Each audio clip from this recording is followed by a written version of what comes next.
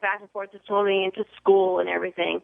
Until we were, of course, at driving age, then she was really happy to give up that. So even though he was not around all the time, their first chapters in their book, you talk about a very dark period in your life when you were very, very young, when your dad molested you. You said, looking back on it today and analyzing my earliest years, I'm fairly sure these horrors began taking place shortly after I was born. When I think about my parents' behavior, it speaks to a very dark and haunting pattern in my life, because your dad said to you, even if you went to your mother, that she would say that you're a liar. How did you ever come out of that hole?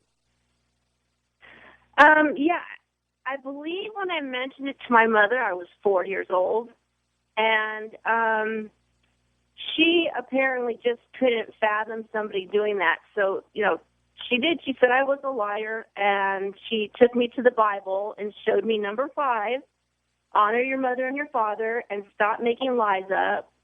And I couldn't really, move out at the time. I was confused. I didn't know what was going on. I talked to people at school. They said, that's disgusting. Don't mention it. And so I guess I pretty much compartmentalized it to the point of making it so it didn't exist, or it wouldn't come out. It's just so hard to explain. But I eventually just had to pretty much kick and punch my way out of it. And then he, stopped. So, did swimming become a shelter for you in a sense, Shirley? Absolutely. Absolutely. And I mean, when I made the Munich Olympic team, I was 15 years old. And I came back from Munich, and my coach that I was training with at the time, Barr, decided that he wanted to retire from coaching. So I ended up going to the Mission Vieiradores team, and there I was swimming with Mark Schubert, and I doubled the distance I was swimming every day.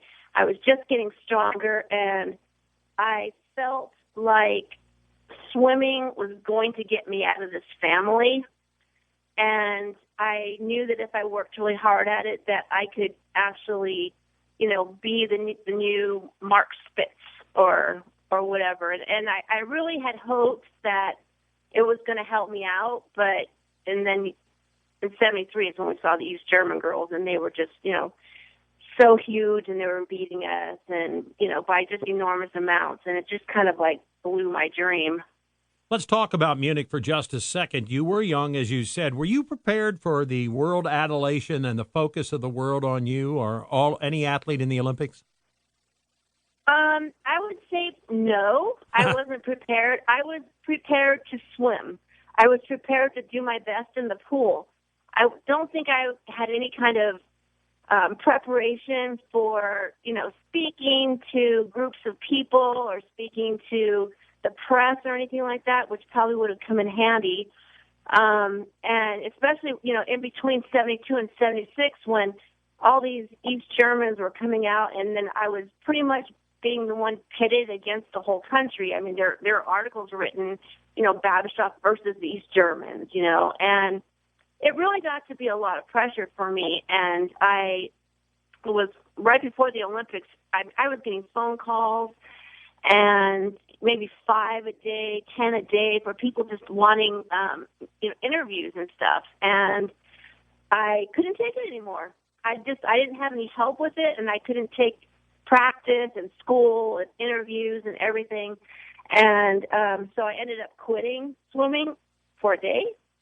And then I was back because, of course, my coach, Mark Schubert, ended up coming to my house and visiting me and, having a talk and stuff. And I was back in the pool the next day. But he did put a moratorium on interviews. Let me ask you about September the 5th of that Olympic year and what came down. I think most people know around the world about the massacre of the Israeli athletes. Where were you? Were you in a restaurant? Were you in the dining hall there when you heard about it? It happened when we were asleep. And when I went down to eat breakfast the next day at 15 years old, the entrance to the Olympic Village where the cafeteria was and everything was blocked by military guys with machine